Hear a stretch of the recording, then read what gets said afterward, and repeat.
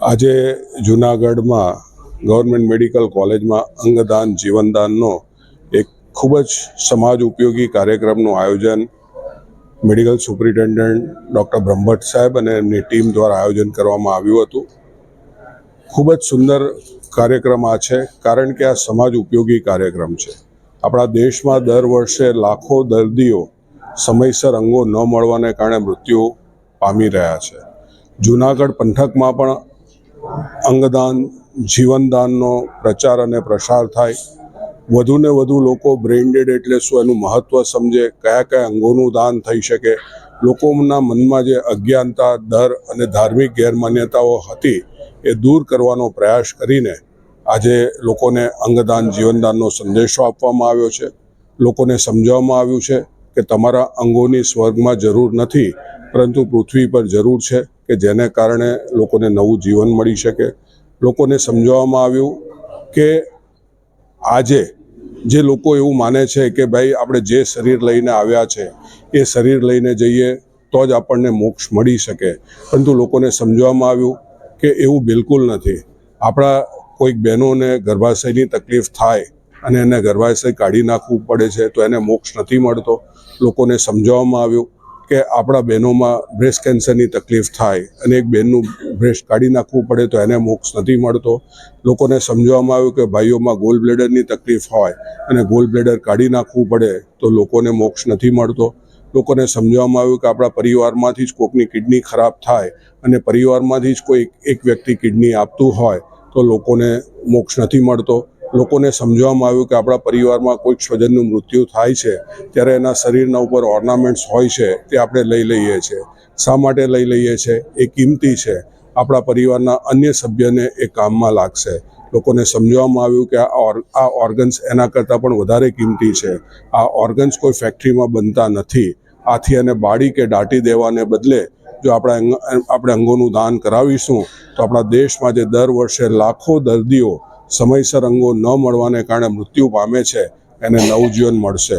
લોકોને સમજાવવામાં આવ્યું કે सांसें निकलते ही यह शरीर नश्वर बन जाएगा, सांसें निकलते ही यह शरीर नश्वर बन जाएगा, अंगदान कर ले रे मानव तू ईश्वर बन जाएगा, जन्म महान कर, कर्म महान कर, धर्म महान कर, अंगदान कर, अंगदान कर, अंगदान कर. અંગદાન જીવનદાનનો સંદેશો બાપુના સાનિધ્યમાં લોકોને આપવામાં આવીને સમાજના દરેક વર્ગના લોકોને કે કોઈ પણ ધર્મ એવું નથી કહેતો કે અંગદાન ન કરવું જોઈએ. પૃથ્વી પર સૌથી પહેલું ટ્રાન્સપ્લાન્ટ જ ભગવાન ગણેશજીનું કરવામાં આવ્યું હતું. માટે આજે અહીંયા સિવિલ હોસ્પિટલની અંદર એકત્ર થયા, જે આયોજક મિત્રોએ જે આયોજન કર્યું અને ચર્ચા થઈ તો ખરેખર અંગદાનની બહુ આવશ્યકતા હોય છે. દેશમાં એવા કેટલીય વ્યક્તિઓ છે કે જેને જરૂરિયાત છે અને આપણું શરીર જે છે મૃત્યુ પછી તો એ ખાખ બની જવાનું છે, યા તો એને સમાધિ દઈ દેવાના છે, કબ્રસ્તાનમાં મૂકવાના છે. જેમ આપણે સુવર્ણ હાથ ઉપર અંગ ઉપર હોય તો ઉતારી લઈએ છીએ તો એ કિંમતી છે માટે, પણ એ સુવર્ણ કરતાં ને ડાયમંડ કરતાં જો કિંમતી હોય તો આપણા અંગો છે. અને એક આપણા અંગદાનથી કોઈનું જીવન બનતું હોય તો આપણે અંગદાનની પ્રવૃત્તિઓને વેગ આપવો જોઈએ જૂનાગઢ જિલ્લાની અંદર.